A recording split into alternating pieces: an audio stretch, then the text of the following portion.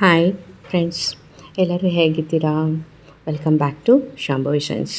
ನಾನು ಚೆನ್ನಾಗಿದ್ದೀನಿ, ನೀವೆಲ್ಲ ಹೇಗಿದ್ದೀರಾ? ಓಕೆ, ಇವತ್ತು ಬೆಳಗಿನ ವ್ಲಾಗು. ತುಂಬ ಒಂದು ರೌಂಡ್ ಮಳೆ ಬಂದು ಹೋಯಿತು. ಹಾಗೆ ಒಂದು ಎಳೆ ಬಿಸಿಲು, ತುಂಬ ಚೆನ್ನಾಗಿದೆ ಈ ಎಳೆ ಬಿಸಿಲು. ನೋಡಲಿಕ್ಕೆ ಒಂದು ಲುಕ್ಕು, ಅದಕ್ಕೆ ಒಂದು ವ್ಯೂ.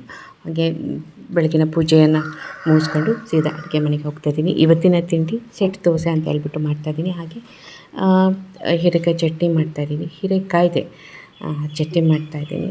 ತುಂಬ ಟೇಸ್ಟಿಯಾಗಿರುತ್ತೆ. ಈ ಸೆಟ್ ದೋಸೆನ ಫರ್ಮೆಂಟೇಷನ್ ಮಾಡಿದ್ರು ಮಾಡ್ಕೋಬೋದು. ರಾತ್ರಿ ಹೊತ್ತು ಬೆಳಗ್ಗೆ ನೆನೆಸಿ ರಾತ್ರಿ ರುಬ್ಬಿಟ್ಟು ಬೆಳಗ್ಗೆ ಎದ್ದು ಒಯ್ಕೋಬೋದು. ಇಲ್ಲಾಂದರೆ ಒಂದು 2 hours ಇದು ನೆಂದರೂ ಸಾಕು, ಅಷ್ಟೇ ಚೆನ್ನಾಗಿ ಬರುತ್ತೆ ಇದು ದೋಸೆ. ಸೆಟ್ ದೋಸೆ ಅಂದರೆ ಸೇಮ್ ತುಂಬ ಸ್ಪಾಂಜಾಗಿ ಚೆನ್ನಾಗಿರುತ್ತೆ. ಸ್ಪಾಂಟೇನಿಯಸ್ ಆಗೂ ಮಾಡ್ಕೋಬೋದು. ಹೀರೆಕಾಯಿ ಚಟ್ನಿಗೆ ಒಂದು ಸ್ಪೆಷಲ್ ಐಟಮ್ ಅಂತ ಹಾಕಿದ್ದೀನಿ. ಹೆವಿ ಟೇಸ್ಟ್ ಕೊಡುತ್ತೆ ಈ ಹೀರೆಕಾಯಿ ಚಟ್ನಿಗೆ. ಅದನ್ನು ಹಾಕಿದ್ದೀನಿ, ಅದನ್ನು ನಾನು ಕೊನೆಯಲ್ಲಿ ಹೇಳ್ತೀನಿ. ಕೆಲವೊಂದು ಏನಪ್ಪ ಅಂದರೆ ಒಂದು ಗಾದೆ ಇದೆ, ಗಾದೆ ಅಲ್ಲ, ಒಂದು ಮಾತಿದೆ. ಏನಪ್ಪ ಅದು ಮಾತು ಅಂತಂದರೆ, ಹುಚ್ಚನಂತಿರಬೇಕು ಜಗದೊಳಗೆ, ಗುರು ಪಾಲೇಶ ಮೆಚ್ಚುನಂತಿರಬೇಕು. ಅಂದರೆ ಜಗದೊಳಗೆ ನಮ್ಗೆ ಎಷ್ಟೇ ಗೊತ್ತಿದ್ರು ಗೊತ್ತಿಲ್ಲೋ ಥರ ಇರಬೇಕು.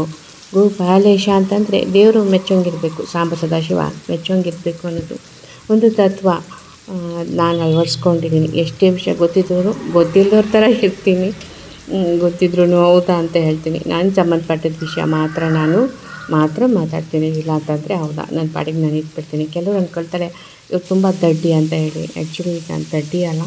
I am preparing myself. ನನ್ನನ್ನು ನಾನು ತೋರಿಸ್ಕೊಳ್ತಾ ಇದ್ದೀನಿ ನೆಮ್ಮದಿಯಾಗಿರ್ಲಿಕ್ಕೋಸ್ಕರ. ಈ ವಿಷಯ ಆ ವಿಷಯ ಕೇಳ್ಕೊಂಡಿರೋ ಮಾಡೋ ಬದಲು ನೆಮ್ಮದಿಯಾಗಿ ನಾನಾಯಿತು, ನನ್ನ ಪಾಡಾಯಿತು. ಈಗ ನನ್ನ ಯೂಟ್ಯೂಬ್ ಆಯಿತು, ನನ್ನ ಯೂಟ್ಯೂಬ್ ಫ್ಯಾಮಿಲಿ ಆಯಿತು, ನನ್ನ ಫ್ರೆಂಡ್ಸ್ ಆಯಿತು ಅಂತ ಜಗತ್ತಲ್ಲಿದ್ದೀನಿ ಅಲ್ವಾ.